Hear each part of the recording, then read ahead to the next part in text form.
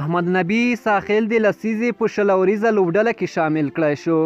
سلام لیدونکو، ستړي مشئ، هیله ده چې ویډیو تر پایه راسره وګورئ. د ویسټرن په نامه یوې میاشتنۍ د یوې لسیزې د 20 اوریزو لوبو د لوبډلې نوملړ جوړ کړی چې په دې لوبډله کې محمد نبی ساحل او رشید خان دواړه شامل دي.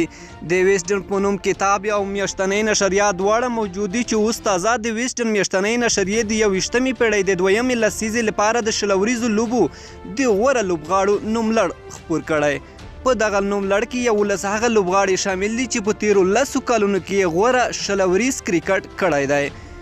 ایرون فینچ، کولین مانرو، ویرات کوهلی، شین واټسن، میکسویل، جاس باټلر، محمد نبی ساحل، رشید خان، ډیوډ وایلی، جسپریت بومرا او لسیت مالینګا هغه لوبغاړي دي چې په دې لوبډله کې شامل شوي دي. له دې وړاندې د لسیزې د ټیسټ او یو ورځنیو لوبو لوبډلو نوملړونه هم خپاره شوي وو چې رشید خان د لسیزې د یو ورځنیو لوبو په غوره لوبډله کې شامل و.